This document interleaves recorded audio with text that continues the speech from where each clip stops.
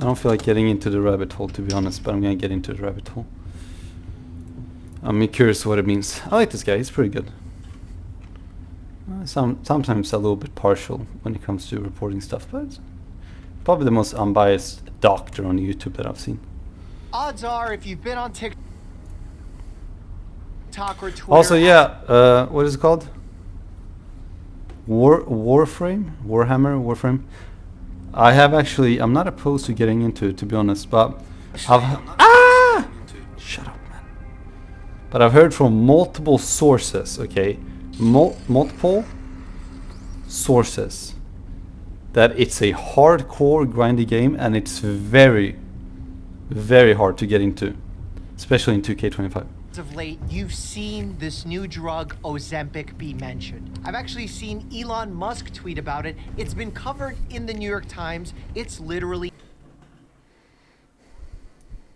the truth when it comes to Ozempic. For those who don't know, Ozempic is a medication that's been FDA approved. I see it everywhere. Well, not really. I don't watch news and shit like that. News is too depressing. I feel like people have like a obsession or almost like a fetishization with being fear-mongered. I think that's why news and breaking news are so popular. People just love hearing bad stuff. I think it just makes your life a little bit more exciting. I don't know. I stay away from any type of news, to be honest. It's just in patients who depressing. have diabetes to help control blood sugars and, as an added effect, decrease the likelihood of major cardiovascular events and have increases in weight loss. But I have heard, because I've always heard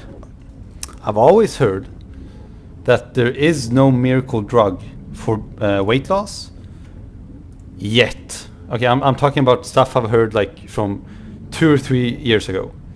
I've always heard there is no miracle drug for weight loss. It doesn't exist. It's snake oil stuff, it's dog shit, it's a scam. But all of a sudden, Ozempic came in the picture, and it's supposed to be that miracle drug that actually works with little to no side effects. So I'm curious if this is true. Because of this added effect of weight loss, many people started using them. But it's not actually meant for weight loss. Cardiovascular events and have increases in weight loss. For the treatment of type 2 diabetes and to reduce the risk of major cardiac events in patients with type 2 diabetes and known heart disease.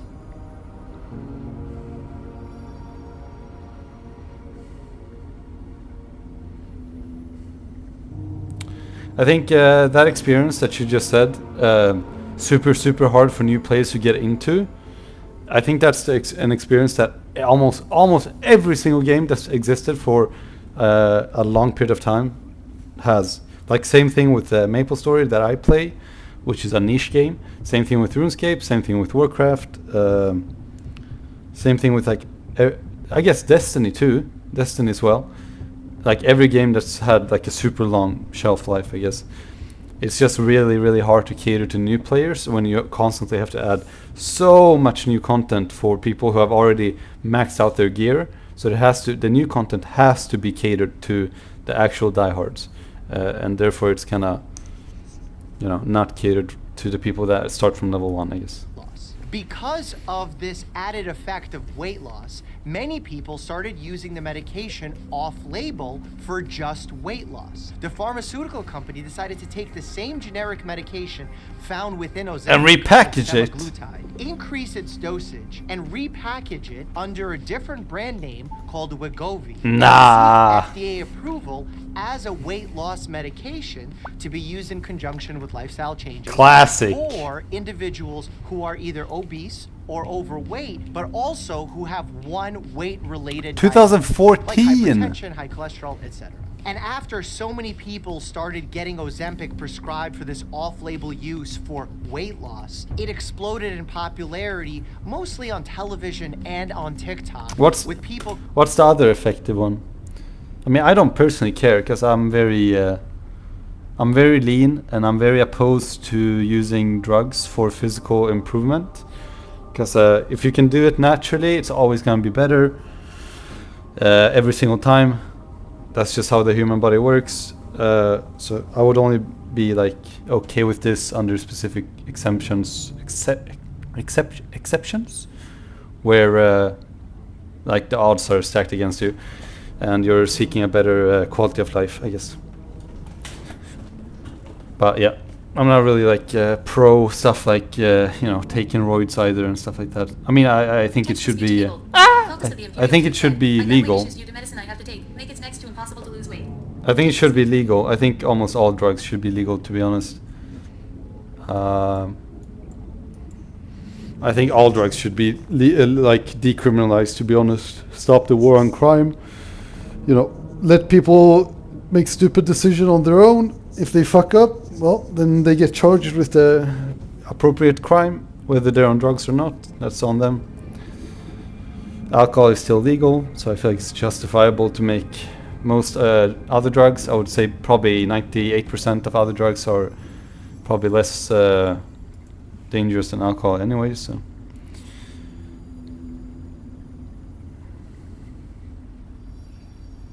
motherfuckers, that's the one doctors here describe. Damn. Yeah, because I've never heard of anything that has broken mainstream media as much as this. They repackaged it, man. But honestly, even though it's easy to hate on the drug companies, not everything the drug companies do is like a malicious, evil thing. There's like a lot of these things that they like sign off and approve and want like FDA approval. They might be like a net good for humanity, while also putting some money in their pockets as well, I guess. Claiming that they've lost huge amounts of weight, talking about their successes, and as a result of all this publicity, there was literally a run to doctors to prescribe this medication for them off-label in order to help them with their weight loss, which unfortunately ended up creating a shortage, which puts people at risk who desperately need the medication because they have a true diagnosis of diabetes and are not using it for off-label uses. There is a huge rise. I was gonna say this. I was gonna hope he didn't use this logic, because the logic doesn't follow. I get what he means, that it's like, it's kind of fucked up. People with actual diabetes need this, and now there's a bunch of weirdo single moms who want to lose weight, so they take it, and now they're basically taking the supply from people with diabetes. But in this case, it's not really the case. It's a separate market for it. It's not even the same medication. It's not even the same medication. It's repackaged, so it's not even this is not even the one they would be taking if they actually had diabetes. It's the other one, the OG one. And are not using it for off-label uses. There is a huge rise of misinformation happening at this very moment that we have to fact check. This claim is patently untrue, and anyone saying this has a terrible understanding of how Ozempic semaglutide actually works. This medicine actually works as an appetite suppressant that I got weight issues due to medicine I have to make it next to impossible to lose weight. Yeah, I like as I said, I'm very opposed to taking medication for like physical improvement, unless there's exemptions that make it like where the odds are stacked against you. Like as an example, if you have psychological issues or something, and you have if you're ultra depressed or something, and you have to take a medication, and unfortunately one of the side effects is like some form of eating disorder, and it also fucks with your hormones to the level where you're stacking up fat cells uncontrollably, stuff like that.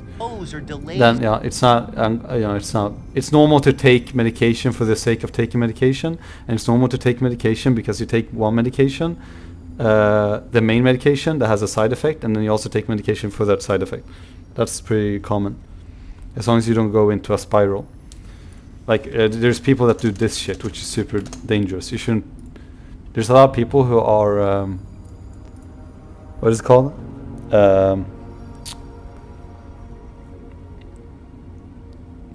What is it called when you're like a little crazy and you think you have every medical diagnosis in the universe? Hypochondriacs. There's some people are like hardcore hypochondriacs, so they'll take. That's a pill, by the way. That's a pill right there. They'll take a pill.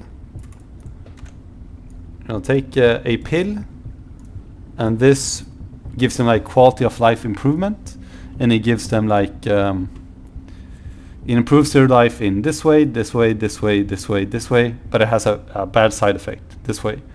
So then they take this pill to alleviate this bad side effect.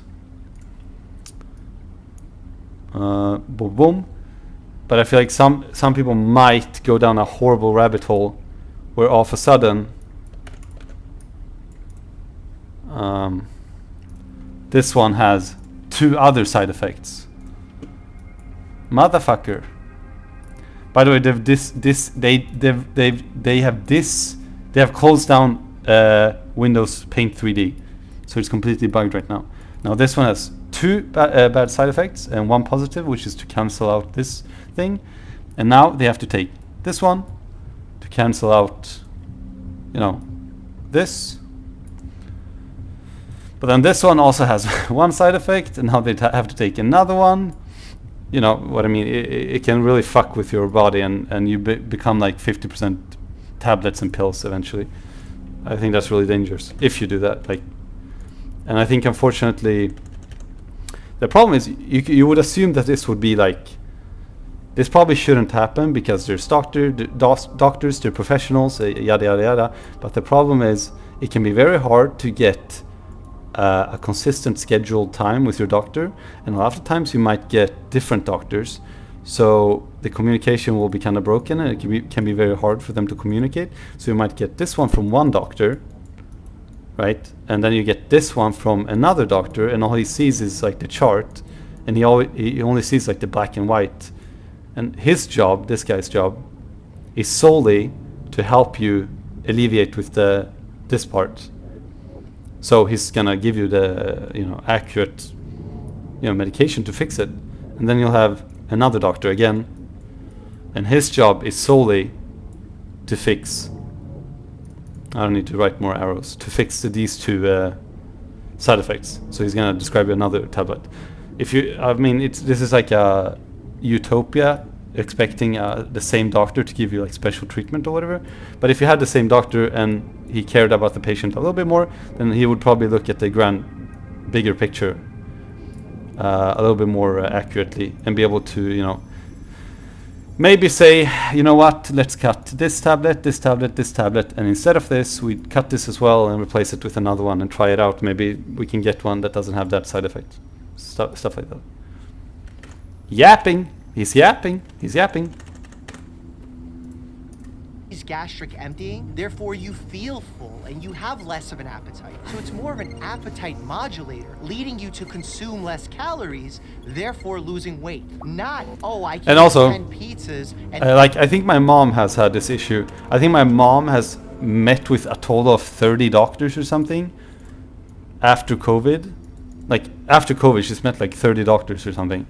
And they've almost every time, obviously I'm going word of mouth from my mother, which is kind of realistically kind of unreliable, because patients are horribly unreliable, because they oftentimes don't want to face the reality, or they're in denial, or they have a certain medical condition and they want to be hopeful that it's not as bad as it is, or they don't want to come to grasp of what it is. My mother is very much like that. She has some delusions post COVID, where she's convinced herself that everything is under the umbrella of post COVID sickness. I think it's called post COVID sickness is like people who got COVID during the COVID pandemic, and it's fucked up their immune system, and now their whole body is fucked, and then every single thing that happened after that, it's being excused for it's not, you know, it's just post-COVID, man. It's post-COVID. So now they take a bunch of medication for it, you know what I mean? Which obviously, I think there's some truth to COVID or the vaccine, either the vaccine or the COVID itself, having some negative side effects on your body in the future. But I think it's can be a bad rabbit hole to go into, you know what I mean? Yeah. Take this medication and not absorb the calories. You see how there's a very important difference here? Because if you eat a lot of food and take this medication that slows your gastric emptying, it's gonna make you feel worse and you're gonna have more side effects. More nausea, more vomiting, more potential diarrhea and constipation. People are actually talking about these side effects who are eating their... Also, I agree what you said.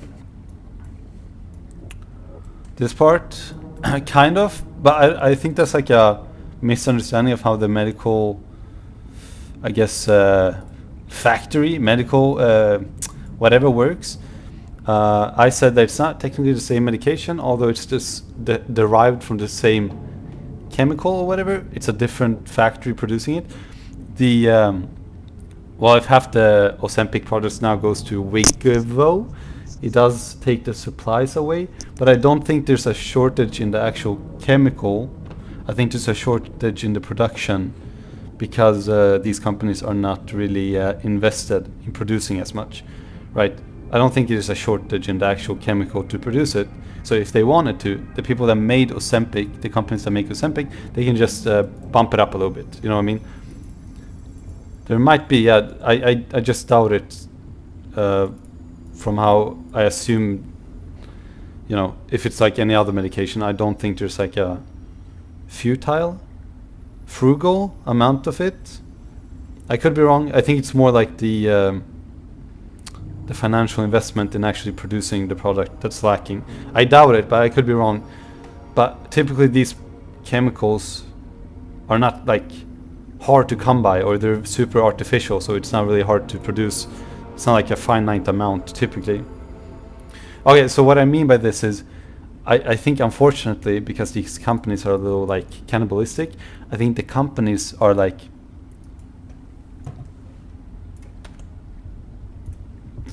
I think they could easily solve this if they cared enough to do it, but I think because the main goal of the company is to make money, so they don't care so much. I think this is the main problem, and it's not actually you, motherfucker. It's not actually the fault of the people who are in hysteria and they just want to take the weight loss drug or whatever. I think it's just different motivations in the production.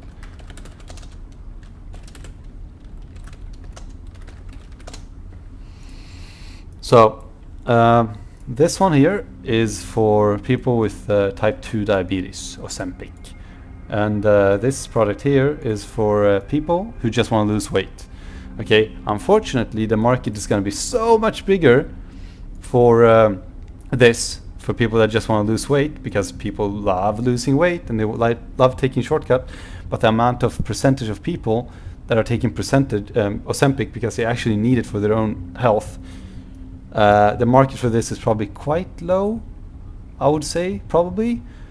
So I mean, realistically, if a company wants to make money, what product are they going to allocate more funds to, and what are the investors going to care about putting money into? It's probably going to be Wegovy or whatever, however you pronounce it. So obviously it makes sense logically it makes sense for this to maybe produce, just to put it simple, I think this is how it probably is. Out of the people that actually need Ozempic, let's say the production is probably 80% capacity. It's 80%. It can cure or give enough product to cure 80% of people with type 2 diabetes. But with this, because it's so probably overfunded, it's probably like 120% or something like that. I'm just making these numbers up. I'm just putting it into perspective, because this is like a sure thing to make money on, whereas this is not so much. You know what I mean? So I don't think this is actually cannibalizing on the Ozempic market. I think it's not enough funding on the Ozempic market because the people actually putting money into it they think it's a bad investment. which is a shitty thing to look. I mean, it's a shitty way of looking at it, because you should still, in a realistic good world, you should care about these people, so much more than these, because these people actually have type 2 diabetes, and they actually care. Like you should care about fixing these people's quality of life, whereas these people are mostly just kind of maybe a little bit lazy. Not all of them, but some of them are just lazy and they just want like a quick fix.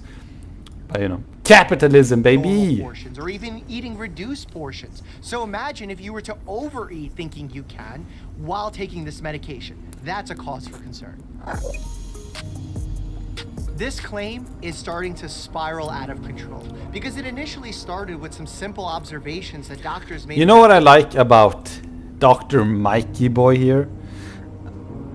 I personally have a big distrust against medical professionals that have a little bit of a double standard when it comes to giving advice where they really have no self-experience in. So you don't necessarily have to have cancer to talk about cancer, for example. That's not what I'm saying. But I like the part of this guy. A lot of the things he talks about is physical health. And I also like the fact that he's actually muscular, so he actually has taken the time to at least had some self-experience in that field, which is like physical fitness and physical health, which is a humongous portion of actually being physically healthy. It's not necessarily, you know, whether you take medication or not, but it's also like self-described physical fitness actually it carries a lot of weight. Patients who were losing weight on Ozempic or Wegovy, and they were seeing that those patients were losing body fat, but they were also... There's something off-putting to me about like someone who's like extremely overweight and they're in the medical field and they're either extremely overweight or they're like very skinny and they haven't like even worked on their physical fitness a day in their life, and they're smoking cigarettes and they're drinking alcohol every week, and then they start talking about like, this is how you need to do it, this you have to go work out, and it's like, motherfucker, you know, come on, man. Like, personally, I don't like the idea of personal trainers, for example. Right, I'm addicted to working out, somewhat semi. I work out like 6 times a week. I'm not really that addicted, but I just do it out of routine, I guess, which is kind of semi an addiction. I probably wouldn't hire a physical trainer that, you know, doesn't believe in actually going to that gym and training himself. Losing is what I lean mean. muscle mass. This is not surprising because the way these medications work is by suppressing appetite, therefore having the patient consume less calories. Anytime you're going to be consuming less calories, you will both lose muscle mass. Going to the gym 6 times a week is not impressive. What's impressive is the fact that I'm going to the gym 6 times a week and I'm streaming every single gym session. Now that is fucking tough, okay? Streaming and working out, that is so soul consuming and socially consuming. That's so rough, but I can't help it, and I'm kind of addicted, and I can't go work out without streaming. I get bored as hell. I just can't do it. I want to do it. I want to stop streaming in the gym, but I can't. I get so bored. This is obviously not ideal, but with this type of medication, that control is limited. But we do have control. Any good doctor should not be just prescribing this medication and forgetting about the patient. You're supposed to be getting the medication and having the doses slowly increase based on the effects and side effects that we're seeing. Also, it should come with a plan for nutrition, possibly meeting with a nutritionist who can help guide you as to how much protein you should be taking in, despite the fact that you're consuming less calories. The game audio is a little low. I can barely build up the mental fortitude to leave the house. Going to the gym 6 times a week is impressive in my book. I get it, but an important keynote to understand is that when you're living life, you're fighting a uphill battle, I guess, to put it corny, and that battle should always be internal, and you're fighting it with yourself, not with others. So just a keynote: you don't compare yourself with. The stutter is real with this one. don't compare yourself with others, because everyone has a different physiological and mental ability, and they all have their own versions of what they find to be tough, rough, hard, whatever. Yeah, that's why I hate the toxic side of the fitness side, which is always comparing yourself to others. I hate that shit, and I think it's so annoying. So when I stream in the gym and people are like, oh, aren't you insecure? That guy is so much, that guy looks so much better than you. He's so much bigger than you and leaner. I do not care, and I haven't cared for the longest time, ever since I had this mindset, because I'm not competing with other people. I'm competing with myself, and that's the main thing, because it should always be a internal fight, not an external one, because external fights are very shallow. Yeah, it's very shallow and very on the surface level. And if you do that for external reasons, you will break. You will break and you'll crack and you'll never succeed. Even if you're in one-to-one combat sports, I don't know, if you do like marathon or whatever, you should still be competing against yourself, essentially. It's good to have other people's success in the back of your head as a motivator, but if you use it as a negative tool to neg on yourself and put yourself down, that's just gonna do you more harm than good. Exercise that includes resistance and weight training to help keep on some of that lean muscle mass. Like, for example, okay, yeah, as you said, okay, I can barely build up the mental fortitude to leave the house. Okay, so to put it into perspective, what is more impressive? You going to the gym twice a week, or me going to the gym 7 times a week? Like, within your own perspective. Like, if you look at it black and white, it would be me going to the gym 7 times a week. But it's not really black and white, and it's perspective based. Obviously, under those conditions, circumstances, you going to the gym twice a week is a far more impressive and bigger achievement than me being able to go there 7 times a week. Because it's not a impressive battle for me. It's not like something that I can hold in high regards. You know what I mean? It's really not. Now there's other things. I have other goals in life that other people might laugh at, for example, and they might find to be minuscule, like ridiculous. But again, I don't pay them any mind, because it's perspective based, right? Someone getting out of bed in the morning can be a far more impressive achievement than I don't know, you running a marathon or something. You know what I mean? This is the one where I'm seeing the most examples of on TikTok. Someone saying, oh, I took Ozempic for a wedding and I lost 10 pounds. Look how great I look. This is not what the medicine was intended for. In fact, people who are already of a healthy weight looking to get skinnier were not the ones that were studied when we were checking the safety and effectiveness of this medication. So maybe taking it while you're already at a healthy weight can lead to worse side effects. And the worst part of all of it, once you stop taking it, the weight will come right back. This type of... I have a bladder condition. Not really, but holy... I need to pee again. Water. Yo-yo dieting has been associated... But yeah, it is true. It is true. It's perspective based.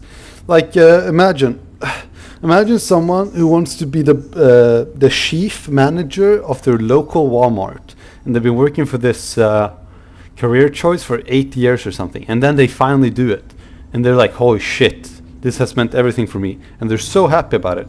And then there's some high up dude, a millionaire or whatever, and they're working, they're never happy, they want to be a millionaire, and then they want to be a multimillionaire, then they want to be a billionaire, right? They're never happy, they're constantly working up on a higher position, they're jealous of other people, they want to get more and more. Like, who do you think has a more fulfilling life, man? It's gonna be the dumb fuck Walmart employee, okay? And that person would probably look at the Walmart chief, executive, whatever, and they would probably look down upon them. But I mean, who's laughing? Who's laughing last? You know what I mean? numerous health risks, including returning to your normal weight and then going past it and gaining even more. Oh yeah, this is actually this is the main reason why I have such a problem with people medicating towards a specific goal, because unfortunately, the thing is, it might sound good, and medications are not, I'm not anti-medication, so it's not like that, but typically medication is supposed to be a temporary solution to prop up your life enough for you to be self-sustaining without it, because the goal is never to be medicated throughout your whole life, right? Of course, there's some medication where you have to be on it your whole life, like maybe if you do have diabetes or something, you might have to be on certain medication to improve your quality of life, but mainly almost every medication is meant for you to jump off it eventually. So when you take something like this, the Ozempic type thing, to lose weight, you will be codependent on it, because you've learned a way of living with it to lose weight, and then when you jump off it, like this guy just said, the patients that jump off it, they either gain back the weight or they gain back the weight plus some more, because they've learned to live a certain lifestyle with the medication that they're not even supposed to take for that cause, at least. So they become completely codependent on a medication that they shouldn't be on in the first place. It's like the Biggest Losers. I remember watching I don't watch Biggest Losers, but I watched post documentaries after the fact, and it was something crazy. I don't remember exactly, but it was something like 95% of Biggest Losers competitors that lose all the weight, they regain all that weight back after like half a year or something like that. I know there was a guy in my old town that was on Biggest Losers, and he was praised because he was like one of the top contenders, and he lost a lot of weight, and everyone was praising him, which is really good. It is really good, but unfortunately, they're on a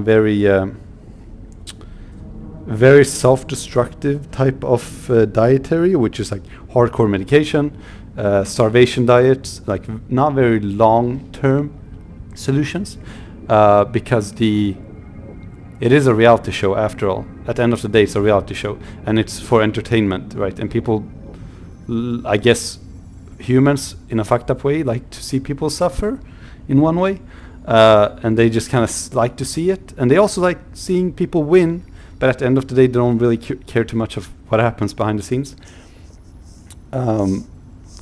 Yeah, and that guy also, he regained all the weight and then some more, and then he became ultra depressed and shut out from society, I guess, and he became even worse than before. So yeah, definitely the long-term goal should be considered before even starting something like this. Or weight after you stop a medication like this. Anytime you have a rapid type of weight loss, what can happen is you lose the subcutaneous fat that's present in your skin, especially if in your 30s. That's why, as an example here, that's why stuff like dieting is such a nasty scheme. Dieting is such a nasty buzzword that's so full of shit, and I hate it. I don't buy into it. The whole point of a diet, because I've been in the fitness industry for a long time, or at least surrounding myself with it, and dieting is like a big part of the fitness industry, and the whole toxic part, which is like cutting, bulking, yada yada yada. I never believe in that shit. I think it's the stupidest thing ever, unless you're a pro bodybuilder and you're literally taking steroids where you can afford to do stuff to your body like bulking. The whole point of bulking, if you're a professional bodybuilder, when you take steroids, is that you take steroids, you build up a bunch of muscle, and then on your off competition period, which is typically like 3 or 6 months or something, when you're not getting competition ready, then you stop the roids to let your body go back to the normal hormone levels, so you don't completely fuck up your body. You stop the roids, and then you start bulking. The reason why you start bulking and you take a bunch of excess amount of calories is so you don't lose a bunch of that muscle mass, because your body will need a lot of calories to maintain that muscle mass. So you just start bulking when you're off the cycle, essentially, to try to maintain that as much as possible. And then after you've bulked for 4 or 5 months or whatever, then you start taking steroids again, and then, you know, naturally, because steroids are so powerful, you know, you'll just shred that fat quite fast and start building muscle again, and then on and on and on, and you repeat. But the process of dieting is very cancerous, and I don't really like it because it's a stupid point, because the whole point of a diet is a temporary solution. But when you're working out and you're trying to achieve a physical goal, there is no temporary solution. A diet is something you jump on and then you jump off. But that's not really how life works. You know, you can't really jump on a healthy lifestyle and then jump off free willy-nilly. Okay, you just can't do that. Not if you want like a long sustainable goal or whatever. So that's why slow and steady wins the race, and slow and steady is the way to go. If you want to build muscle and you want lean muscle and you want to lose fat, you do it slow and steady. And if you do it slow and steady and you do it properly, then you'll never have to diet a day in your life. So the goal is not to diet. The goal is to just have a healthy choice of eater. You have a healthy eating habit choice, and then you'll never have to diet a day in your life. I never diet, right? I eat a certain amount of food that's considered to be healthy for me, considering I don't lose fat and I don't gain fat. I'm on like a reliable amount of calories in versus calories out. I work out. I feel good when I work out. I have enough energy to work out. I'm not on a calorie deficit, and I'm not on a calorie I'm not on a calorie over. What is that called? Over amount of calories or whatever, right? I'm just on a healthy level where I can sustain myself. I have enough energy to work out. I have enough energy to rebuild my muscle tissue after, you know, tearing it down. So, you know, slow and steady. Yeah, unfortunately, like these bodybuilders that do take steroids, again, I have no problem with people taking steroids. I have more of a problem with the lack of transparency. But unfortunately, because the topic of self-medication and the topic of steroids in general is a very taboo, so unfortunately there's a lot of censorship around it. So it's hard to advocate for transparency, while at the same time, the fact that it's illegal kind of makes it prone to censorship, because you can't really be transparent about it if it can land you in jail, right? And it's also your professional livelihood. So being transparent in the first place will probably, you know, end up costing you your life, your job, whatever, if you're a professional bodybuilder in the first place. So it's kind of unfortunate. It's a bad circular, logical, negative aspect. Yeah. Bye-bye. Have a good day. Bye-bye.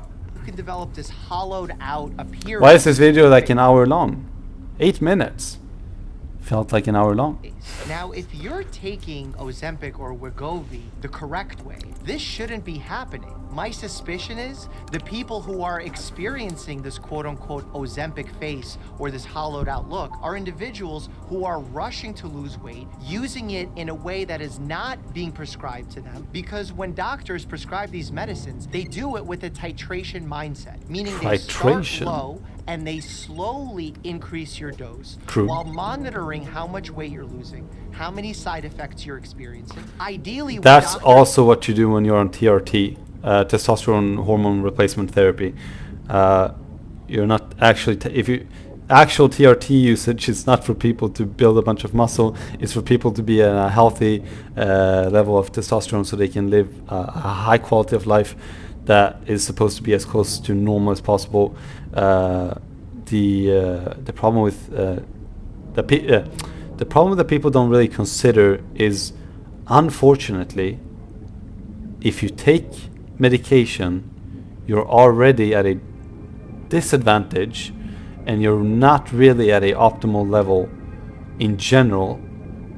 But that's not the goal. The goal is never to be a optimal, suboptimal human. It is to be as close as possible to there, because unfortunately some people are just fucked due to genetics or other factors. So for example, if you have diabetes, you're already kind of fucked, but who cares? That's not the point. The point is to help you get as good of a quality of life as possible, so you can be as close to as possible to be to a good quality of life. So, for example, taking TRT, if you lack a level of testosterone, let's say you need like 500 milligrams of testosterone per milliliter of blood or whatever, for example, right? Taking TRT will not automatically make you a normal human in terms of hormone levels, because there's negative side effects to every single medication, and the main reason for that is because your body is so fucking smart, man. Your body is so smart, and your body is like the biggest reality checker ever, because your body has, where's my paint, man? Bring me my paint. Your body has a built-in tool. These are levels of hormones. Let's say that's an ugly color.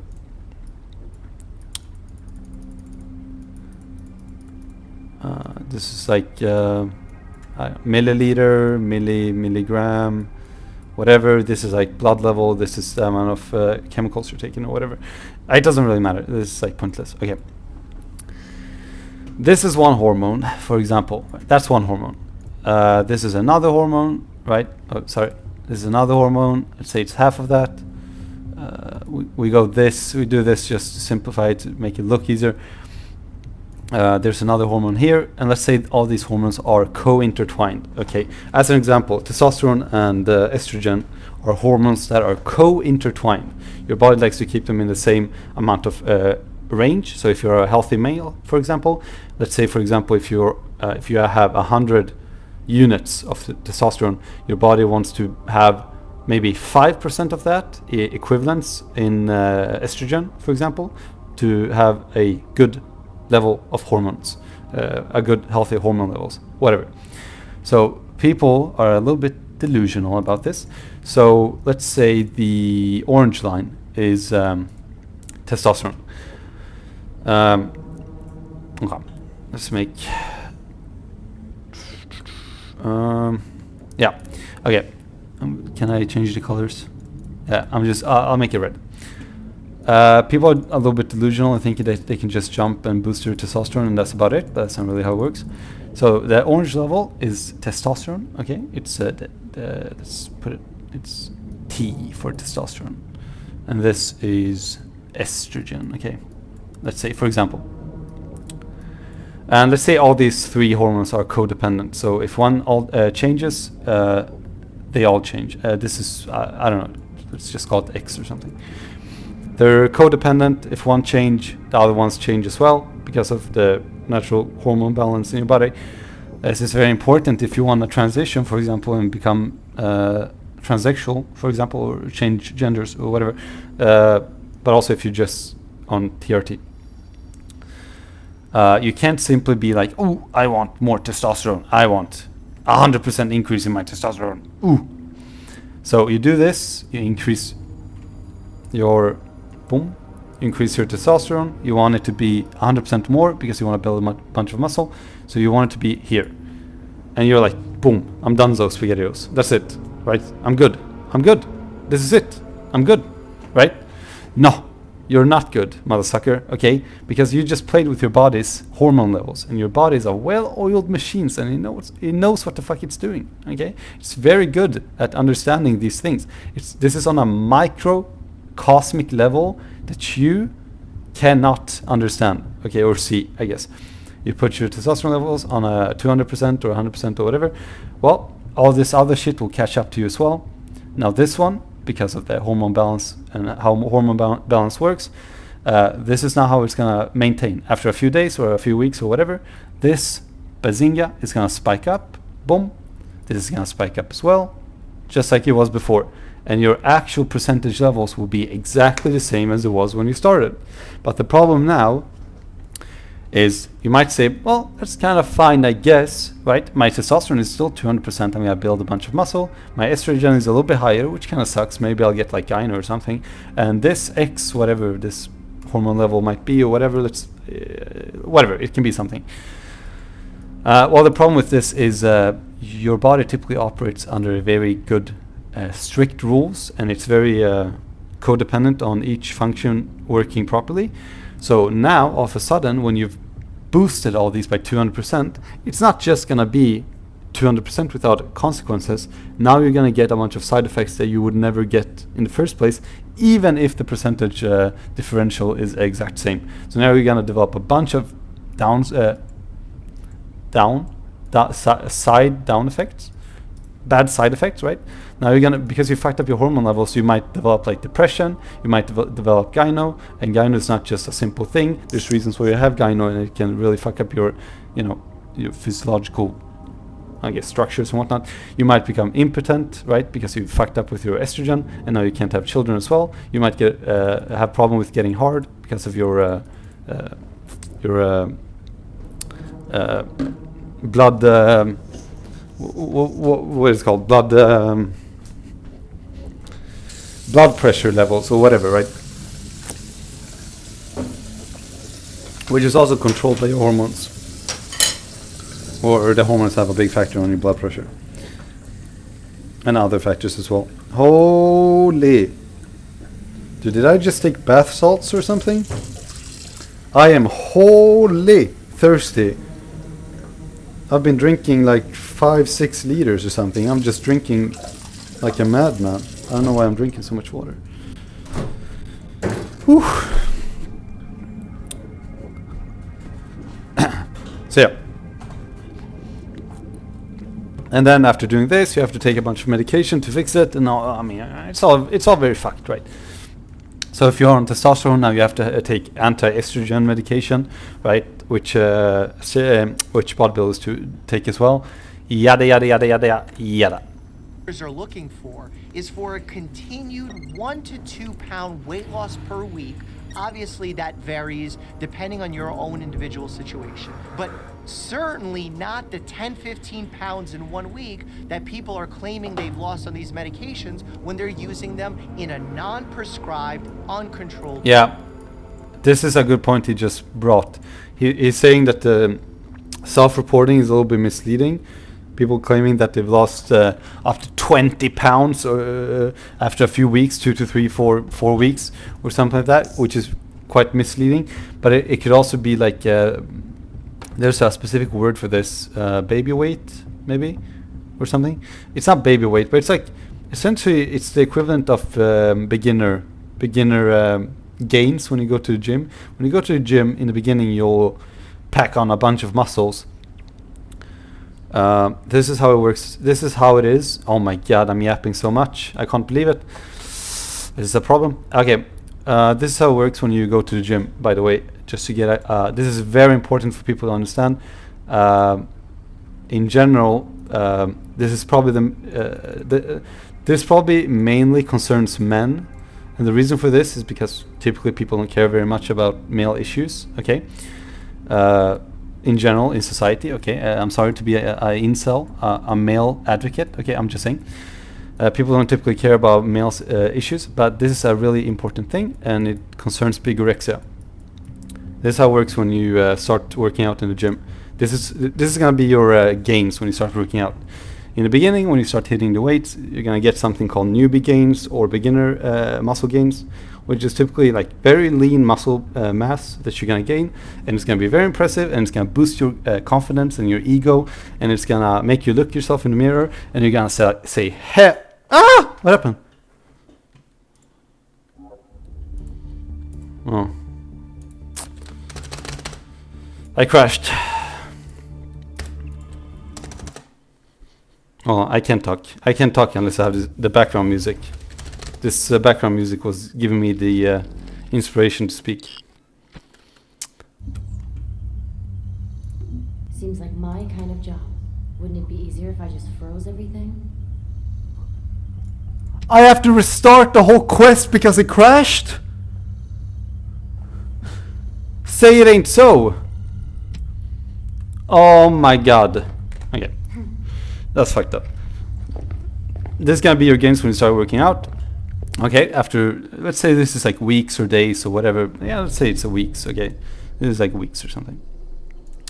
And this is gains, okay. This is how it's gonna look like when you start working out. You're gonna spike like fucking crazy, okay? This is considering you're consistent when you work out, right? In the beginning it's probably gonna be like this, and then you're gonna fucking spike like crazy, right? So, do you know And people, mainly men, will have a very unhealthy obsession with this because they'll have a bad mental mindset that the way it is right now is the way the trajectory will continue to go. So men will expect this to keep on going like this. So they compare themselves to role models. This is one bodybuilder. This is another bodybuilder. This is another bodybuilder, or whatever. They're like around this point, this point, this point. So they will dilute themselves into believing that this is within their near future. This is where they're heading, right here, right? Because they've seen how fast the growth is, right? And then, out of nowhere, bazinga, it dips a little bit, right? Because you start reaching the expansion of your muscle fascia. Your muscle fascia is a membrane surrounding the muscle, and it can only stretch so much, just like your mother's vagina. It can only stretch so much, and the muscle fascia is actually really important, and people never speak about this. The muscle fascia is a fascia constricting your muscles, and it keeps it in place. And the reason why it's very important is because it keeps it tight and neat, and it's also a little bit stretchy, but not too stretchy, right? And when you start reaching the maximum stretch point of your muscle fascia, your body will basically restrict your muscles from growing, and that's basically called the plateau, or the point where your muscle is like telling you to, I'm just not gonna grow anymore. Anyways, you reach your plateau here, and then you're gonna start going up a little bit, but it's gonna be so slow. It's gonna be so unbearably slow, and it's gonna look like this, exactly like this. And this might be 10 years in the future, right? This will fuck men up like crazy. Men that go to the gym, they will be so psychologically affected by this, and this is exactly the main reason why young men jump on steroids, because they'll be hit with the realization that this little graph right here never went the way they expected to. They peaked a little bit, and then they never went here. These are their idols right here. This is their idols. They want to reach this. They want to look like a male Calvin Klein model or whatever. They want to look like this, but most likely they never will, probably. So they start jumping on gear so they can keep on this delusional trajectory. And this is why young males get bigorexia. It's an important reality check that people need to be wary of, so they don't dilute themselves. It's very important. I think the same. Okay, I don't want to speak too much when it comes to medication that I'm not understanding enough of, but I'm gonna generalize because I think a lot of these cases in life are actually comparable to each other, to the point where you can actually make assertions, I guess, and kind of make the same arguments for these things, because the human body is, it's pretty like ABCD, you know what I mean? I think the same thing goes with someone who is depressed, for example. I'm gonna make this the opposite. I'm gonna make it like this, okay? This is depression, and this is like medication. This is depression, okay? People with depression, they'll go like this. They'll live their life, whatever, and then they'll start developing depression, and they will dip and go negative like this, okay? And it's slowly but surely, they're just going down like this, and then they might stop at a certain point, and this is how depressed they are for a long period of time.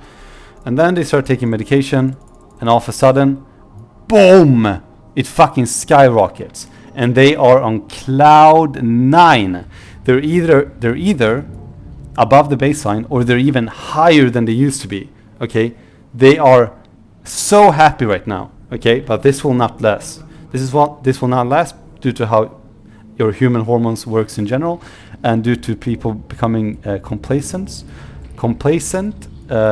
of the certain quality of life they have. For example, being a millionaire might sound super cool and fulfilling, but eventually you will be complacent, and after becoming a millionaire and being a millionaire for a certain number of weeks or months, you will all of a sudden find it meaningless, and you'll become depressed or something. So that's why people don't. That's why people aren't happy. That's why happiness doesn't peak or go above a certain income level, because there's a certain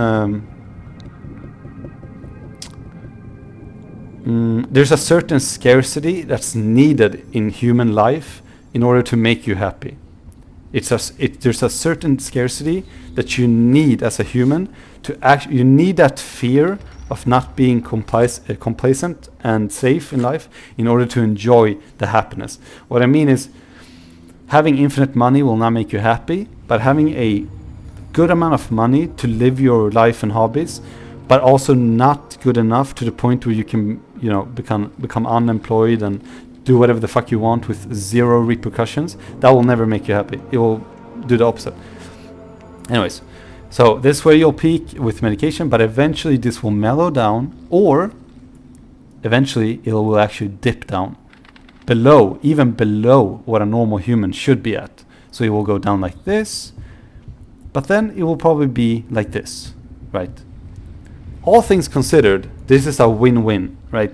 All things considered, this is a win-win. It's really good, right? Black and white, this is really good. You took someone who was basically at the lowest point of their life, a suboptimal, subhuman sadness that people shouldn't be at, and you brought them up from this level to this level, right? Which is unfortunately the best thing you can probably do with someone who has a neurological condition. But unfortunately, if you're this type of person, and if you have any experience with medication and depression, you're probably not going to be that happy with this, okay? In comparison, this is 1,000, like a tenfold better than this, but unfortunately it's still under the baseline, and unfortunately you will still feel like shit. So this is what people do when they are hardcore depressed. They will spiral down medication, and this is basically how it works, okay? Again, I don't know much about specific medications, but it doesn't matter, because my point still stands, because I'm always right. Okay, so what people will do then is they get to this point, but they're like, you know what, fuck it. I don't want to live like this, because you know why? I have experienced the valleys of life. I have experienced this, and I want this. I want this, okay? Why can't I have this? I deserve this happiness, huh? I see Tom and Jerry right across the street. They take no medication. They're not depressed. They take nothing, and they're here. I want to be here, okay? So what they do is now they start doubling their doses. They take another type of medication. They search for multiple medications at the same time, because they want this effect again. Medication is very similar to drug abuse in a lot of cases, not necessarily, but it can and might be prone to, okay? So what they'll do is they take another medication. They do this. They take another. Here's a pill right here. They have the magical pill, man. Look, magical pill, Bazinga. They take another medication, right? You have one medication there. They have another one right there, and they'll do this, and they will do this until they either crash out, burn out, or they understand, and become more contempt, I guess, with life. They'll take another medication, and again they will boom skyrocket. But unfortunately, they've already hit the dragon. They've already hit the dragon, okay? They've already reached. Is there a dragon around here, around these parts? You're right there. Look at that. Look at that sucker. Give me this dragon. I might actually crush. No. Oh, look at that, man. Bam! Look at that. Oof. It's even 3D. I can't believe it. Look at that. Boom. They have already reached the dragon, okay? And just like drug abuse and drug use, they will never reach the dragon ever, because they're not supposed to. It looks like boobies. What's up with that? So now they'll take this medication and they'll reach this point. Again, this would be the suboptimal line for people's depression or happiness in general. So this is like a good line. They'll reach this again, and then again they will go down. But unfortunately, this time around, the second time around, because they've taken so much medication and because their body has been used to the type of medication, and the efficiency of the medication will probably not be as efficient anymore because they've taken so much medication, and because they've been on that medication for a certain number of time, they'll probably have to take more doses or whatever. And now all of a sudden it will go down and maybe even go below what it was before. Again, suboptimally, it's actually way better than it was before, right? If you look at it black and white, it's still so much better than it was before. But it doesn't matter. That's not really how it feels like, because it's, you know, it's not objective. It's subjective for the specific type of human. Again, and then they might up the doses again. Bazinga, they won't reach the same ground again. They'll dip down even faster. They'll take more doses. Bazinga, and they'll do this. They'll do this, and then they might overdose on the medication and take even more than they really should. They'll go up really high and they're like, oh my god, I feel so good, this is the right dose for me. And then they'll do boom, dip down even lower. Same thing over and over and over and over again. Bazinga.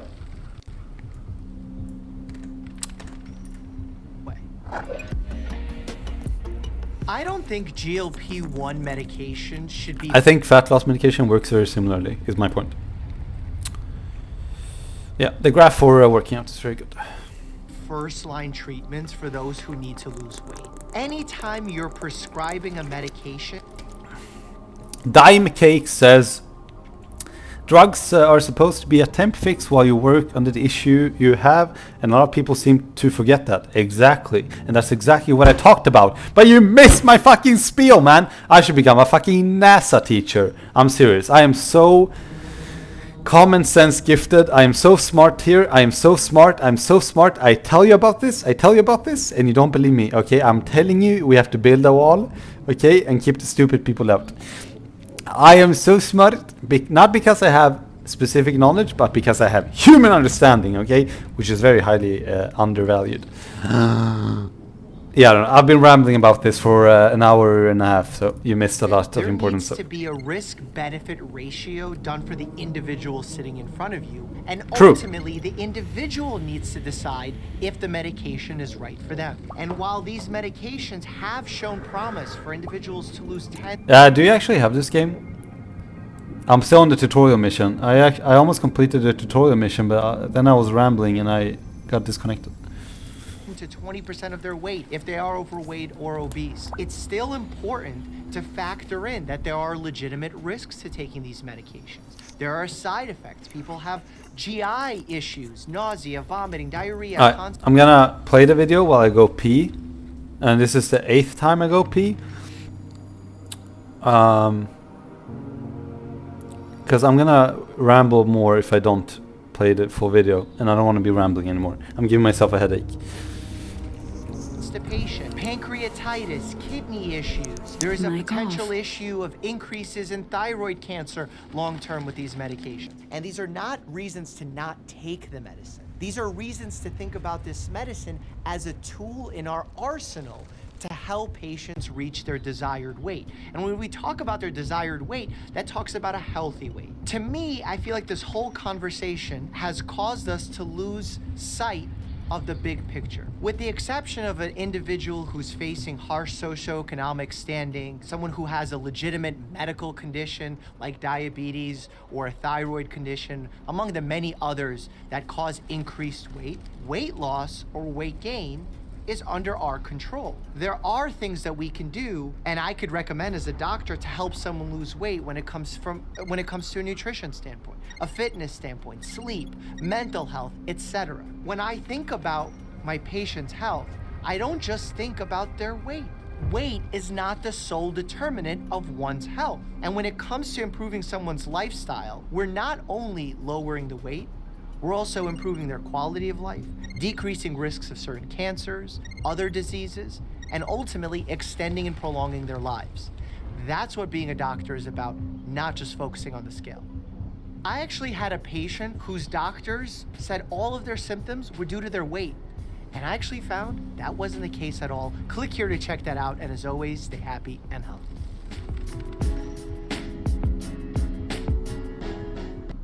Mic on.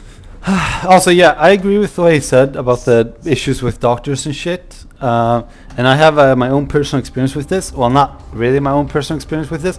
I talked about this before. For example, with my mother, she has, COVID really fucked some people up mentally, okay? And a lot of people got quote unquote diagnosed, and I feel like this is like a pity diagnosis, unfortunately.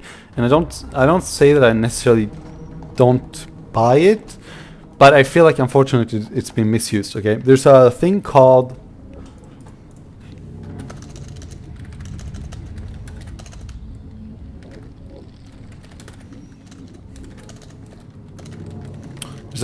post-COVID sickness. Long COVID it's called, I guess. In Sweden it's just called like post-COVID sickness. This lingering illness has often been called long COVID or post-COVID. Yeah, post-COVID, I guess. It's post-COVID, okay. Essentially, COVID fucked people up in their nervous system and immune system. And people either, because they took the vaccine or they didn't take the vaccine, whatever, either it was COVID directly or it was the vaccine that fucked them up. Remember, just because a vaccine is supposed to fight a certain illness or virus doesn't mean that the vaccine is necessarily has less side effects than the actual virus, because the vaccine is a version of the virus. It's an alternate version, edited version of the actual virus. So anyways, and she is fully believable that believing she has post-COVID. And it's not the fact that I don't buy it, but the problem is I think she's kind of diluted herself into becoming, I keep on forgetting this word because I've said it a few times and then I keep on saying hypochondriacs. My mother is quite a hypochondriac, okay? And unfortunately she's gone to, people love validation, confirmation bias. And my mother is a sucker for this shit, okay? So she'll go to, when it comes to post-COVID, okay, she's fully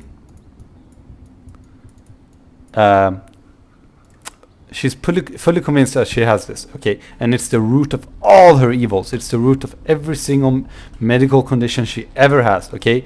She has knee pains, it's post-COVID. She's feeling tired, it's post-COVID. She's feeling a little sick, she's post-COVID. Her brain cancer is getting worse, post-COVID. Like everything's post-COVID, okay? So this is like the shitty part of being human, the confirmation bias. So she'll go to, what's a good color for a doctor? I think blue, okay. She'll go to 1, 2, 3, 4, 5, 6, 7, 8, 9, 10, 11, 12. She'll go to this many doctors, okay? And she'll subconsciously, I guess, or not subconsciously, just consciously, she'll look for the answer that these doctors give her, and she wants them to. She's already made up her mind. She wants to believe that it's all post-COVID. It's nothing else. It's just post-COVID. Okay, so she goes to these doctors, and this is the problem with confirmation bias, is that people don't listen to what people say. They only listen to the way they can twist what people say to confirm their biases, okay? So she'll go to these people, and maybe this is the amount of people that completely go against the post-COVID concept. Maybe this person, maybe this person, this person, this person. But she'll completely discount all of these people and say that they were just bad doctors, and she'll trash talk them to, me, her family members, and other doctors as well.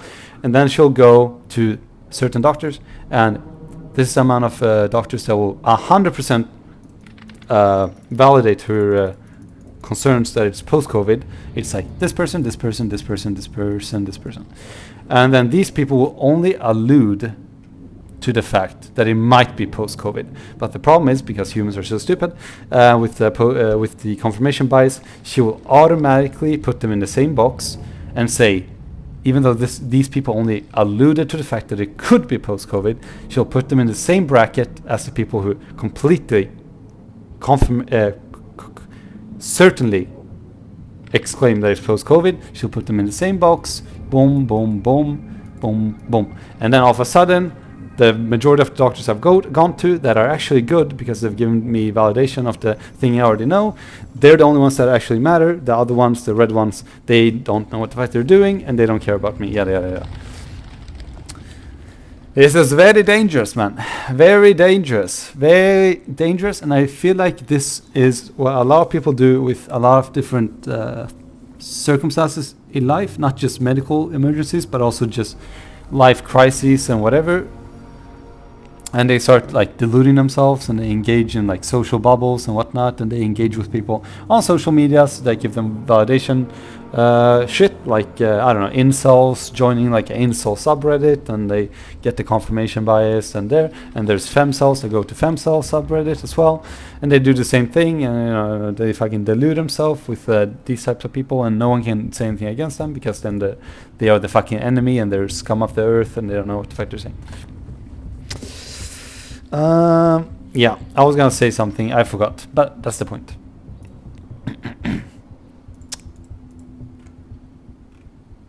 Interesting though, very interesting. I didn't know. Well, I mean, I didn't know what ozempic was. This is the first time.